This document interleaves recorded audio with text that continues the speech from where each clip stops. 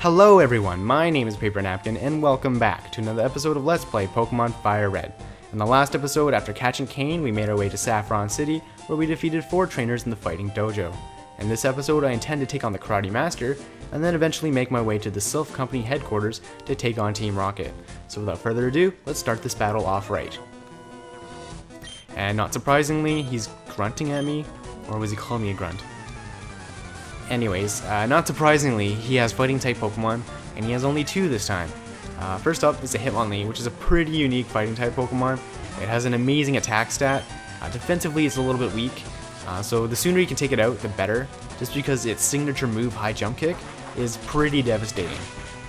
The one con to it, though, is that it has lower accuracy, so what this Hitmonlee will tend to do is try to boost its accuracy in the first couple of moves, and then use High Jump Kick, so if you can take it out before that even happens, you're golden.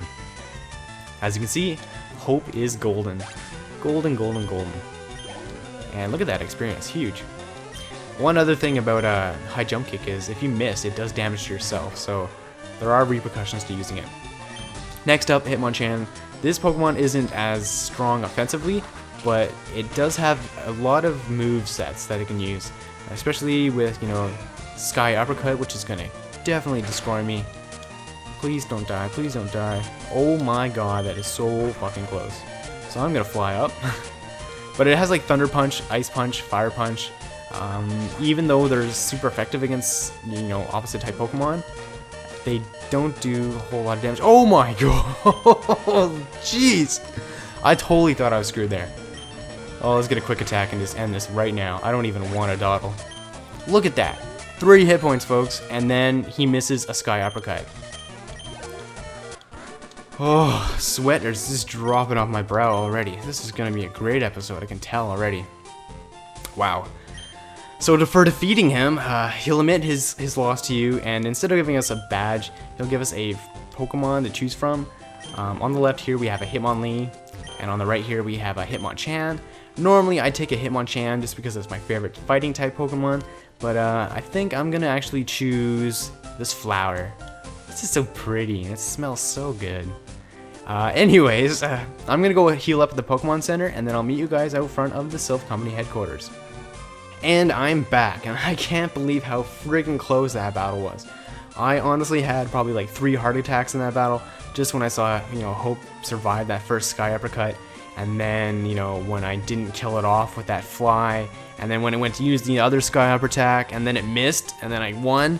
Holy crap, talk about a beginning of an episode, eh folks? Anyways, as you can see, I'm in front of the SILPH Company headquarters. There's a Team Rocket guy here. He's kind of taking a nap, so we don't have to worry about him too much. We could touch him, we can, draw on his face if we wanted to, but that's a little inappropriate, so we'll just forget about that. SILPH Company headquarters has 11 floors to it, first of which, pretty empty. Oh, you can see my reflection. That's pretty cool. It's kind of creepy, actually. And I mentioned in a previous episode that this place was the death of me when I was younger, just because I'd always get lost. I don't know why. I think it has to do with the warp tiles in this place. After looking at a map, I realized you don't actually have to do a lot of the warp tiles. They just kind of take you in an endless circle. The best strategy for this place, if you guys are following along, come to the 5th floor right away. Don't even bother with the other ones. Just because if you come down this way, you pick up a key item, the card key, which is necessary for opening all the locked doors in this place. And if you pick it up right away, you can go from floor to floor picking up items, and then just make your way to the top to fight the boss. Spoiler alert, I guess. And yeah, it should be quick work. I'm expecting maybe 15 minutes tops for this episode. Oh, and oh, that was close. That plant saved my life. Did not want to fight that guy. There are a lot of rocket grunts around. There are a couple like scientists and whatnot. Typical rocket, Pokemon, Zubats, Golbats, and apparently got caught in this battle. So yeah, if you want to level up here, it's not too bad of a place to level up. As long as you have, Pokemon that are good against Poison type, Rock, Psychic. I have Kane in front of my party just because I want him to get some experience points. He's not particularly good against Poison types, so I'm going to switch and Ricky. Just because Ricky seems to be my biggest damage dealer at this point. And he can take some pretty good damage too. And of course he's screeching, so that's could be good, could be bad, depends how long this battle goes on for. Hopefully I can two-shot him. And oh, got the burn. That'll help. Not only is lower his attack, but it'll do some damage at the end of the turn. So yeah, it should be a 2-hit. How fortunate. I'm getting a lot of good luck in this episode already, I can tell. So I'm pretty happy. Pretty excited. Of course, now I get poisoned just to make up for it, and something else is going to happen later on. I just know it. Knock on wood, folks. And I hope I have antidotes. I think I do. Yeah, I should.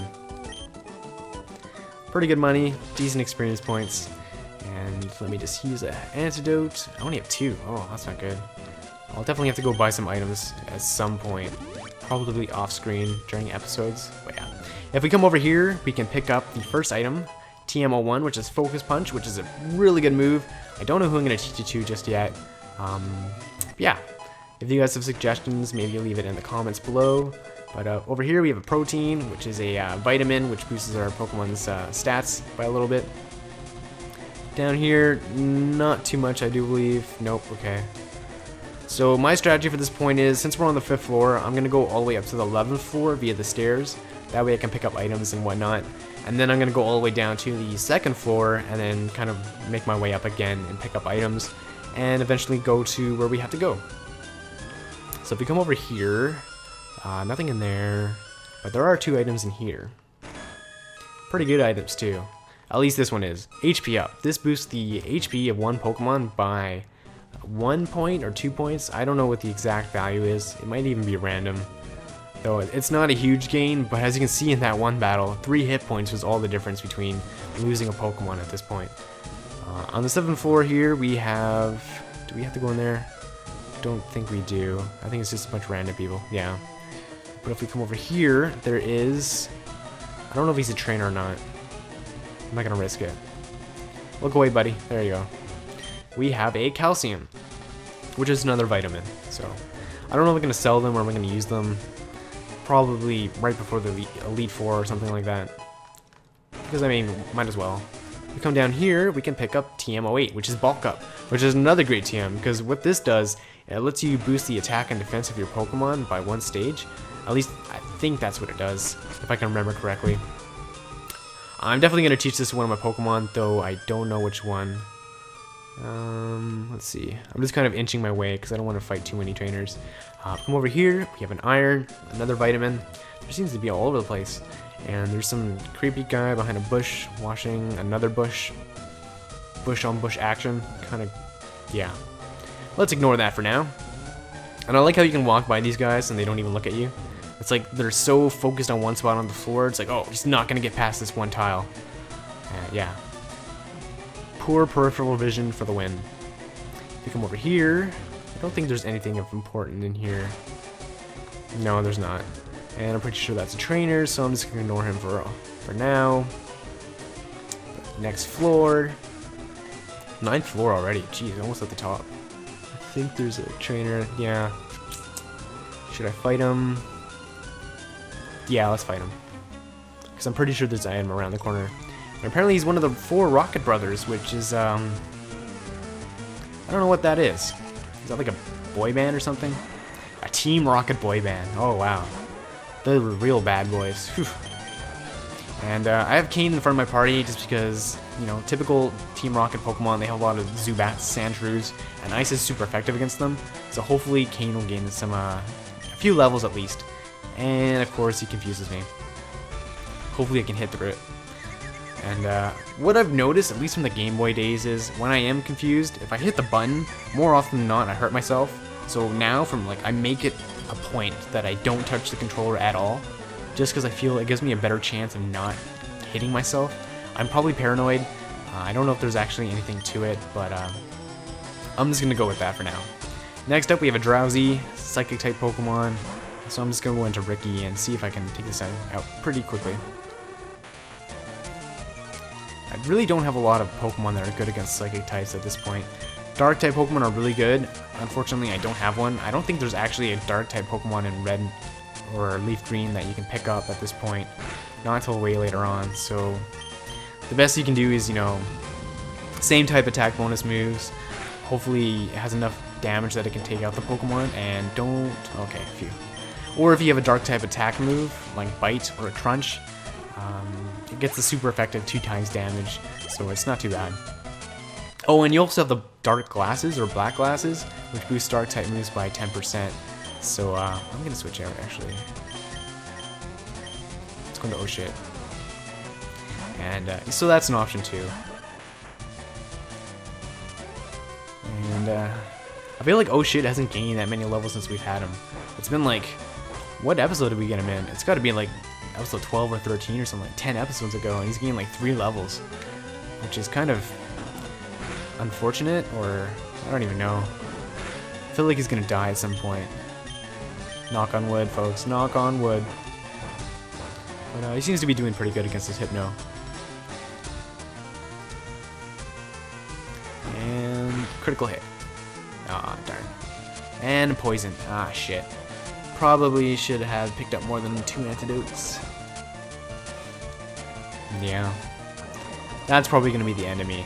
Someone's gonna die to poison, and could have been completely preventable. You can't disable me. Because oh shit, he's hurt by poison. And oh shit, he's using Dig. And oh shit, I'll never get tired of that. And pretty good experience. But even so, like, I feel like he needs a lot more to level up. Which is, yeah. Okay, first up, post-it notes on my forehead. Use antidote. Good, got that down. It's like I'm watching Day 9 as like StarCraft tips, you know. Keep your food down, you know. Is your supply good? Yep. Just cycle it. And, oh, perfect.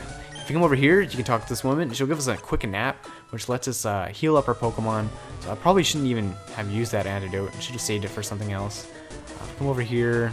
I don't think there's anything up there, so I'll just skip it for now. Is there anything else important in here? Let's take a look. Double doors. I think this is where we were before when we came through. Yeah, it is. So yeah, nothing else in here. Come up here to the 10th floor. I do believe there's something of interest down here. No. Okay, never mind. It's over at 1. Oh. Gonna have to fight this guy, unfortunately. But there are 3 items here, so, you know, I'm willing to do so. I have a feeling it's gonna be a good batch of items, too. And he has 1 Pokemon, a Machoke. So this is pretty scary. It has revenge. I know it has revenge, so I'm probably going to I don't know what I should do. I'm gonna go into Ricky, play it safe. Just because ice type Pokemon are weak against dark type attacks. Pretty sure. Yeah, I'm confident with that. And using Vital Throw, which is not too bad, not too bad. If I can burn off of him, that'd be good. Or you can just use Foresight, that's pretty fine. And this should be it. Easy peasy. Nice, very nice. The thing with Machokes, while they're really strong offensively, they're just slow as shit. Like, honestly, a Ghastly, or even, you know, Kane at this point being level 20, as opposed to that which was like level 30, they could totally outspeed it. Carbos, Rare Candy, which is awesome. This is exactly what I want to see. And an Ultra Ball, which is okay. I don't have any Ultra Balls at this point, but pretty much what it is, it's an improvement upon the Great Ball. And they'll become more popular later on. And over there is actually where we need to go to, but we have to go through some warps first. Down here we have a Zinc, and I think that's pretty much it. So now we can make our way down to the 2nd floor and pick up some items on our way.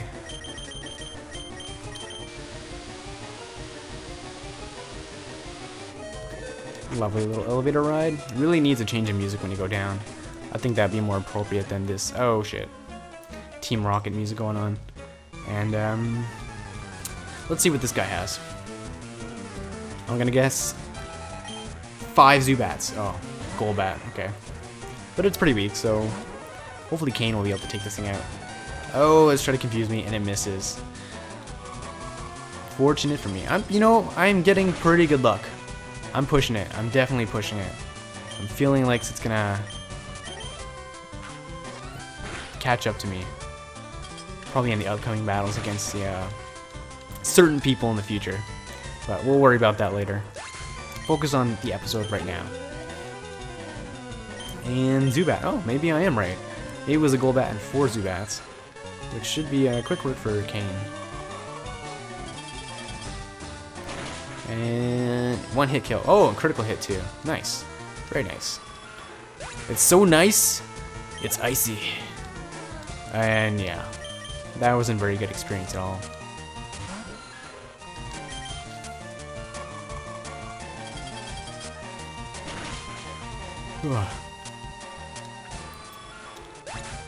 And oh, almost leveled up.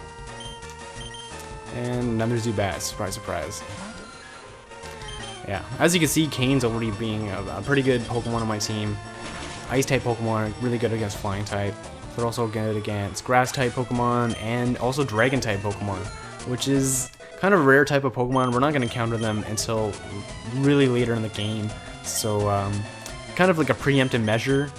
Preemptive measure, but I think it's going to be, you know, a decision in the end. I'm really excited to have Kane on my team. And I know a couple of viewers are too. You know, they're really excited. You know, they guessed that it was going to be Cloyster, and, you know, turned out to be right. So kudos to them. Though I'm surprised not many more people, you know, looked up what Pokemon I was going to capture. I gave that, you know, break in the episode just so you guys can do that. Yeah, no one spoiled it. Maybe you guys did look it up and you just decided not to spoil it. So if that's the case, you know, thank you. Kept it a surprise for everyone else. Come down here. Did not mean to fight this guy, but let's see what he has. I'm guessing some sort of Steel-type Pokemon. Yeah, yep, Steel and Electric. I'm pretty sure Ice is not very good against it, so I'm going to go ahead and switch into Ricky, because Fire-type moves are good against Steel-type Pokemon. I knew there was a reason why we had Ricky on our team. Hopefully he doesn't use like Sonic Boom over and over again. And don't push the button, don't push the button, and yeah, see, it didn't hit myself. That's 2 for 2. So maybe there is something to that theory. And a critical hit. Wow, I'm getting really good luck today. Not a pretty good experience though. Voltorb. Does it have Levitate? I don't think it does. So let's go into, oh shit.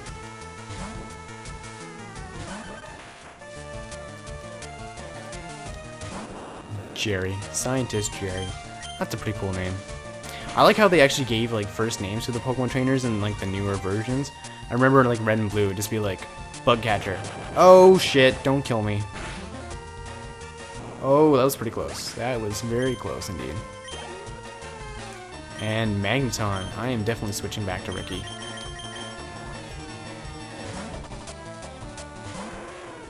One thing to point out, I don't think I mentioned this in any episode before.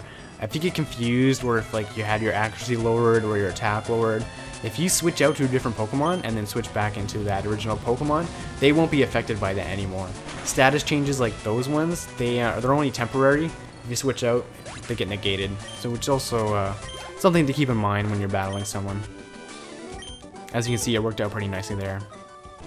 And if you come over here, there's nothing in there, of course. Come down here, nothing. Pretty sure there's something to do on this level. Nope. Up here, maybe? Oh, yeah, this is the girl I was looking for. She offers to teach us Thunder Wave for helping out getting rid of Team Rocket. Thunder Wave makes it so you can paralyze a Pokemon, and none of my Pokemon can learn it. Unfortunately, she doesn't give you like the TM or anything like that. It's a one-time thing. You have to come talk to her. So, maybe I'll come back. And I did not mean to fight this guy, but let's try and make this quick. Because I think this episode's getting pretty long, and I don't want to, you know, keep you guys too bored. Cubone, ground-type Pokemon, so Kane should be able to take this out pretty easily. Do I have any Ice Beams left? I do. Perfect. The one con to Ice Beam, it only has 10 PP, but still a pretty good Pokemon move. There is another Ice-type Pokemon, or move that you can teach it rather. Blizzard. It's a lot more powerful. It's 120 base power, but it also has lower accuracy, and it only has 5 PP, so I tend to avoid it. I stick to Ice Beam or Aurora Beam if I have to, but yeah, I think from this point forward, Ice Beam should be pretty good. If I do get a PP up, I'll be torn between using it on Ice Beam and Giga Drain for Goddish there. But now that we're done on this floor, we can come up to the 3rd floor, which is where we have to go to. There's an item down there, so let's see if we can go that way. Fortunately, I think we will have to fight this guy. A lot of fights in this episode.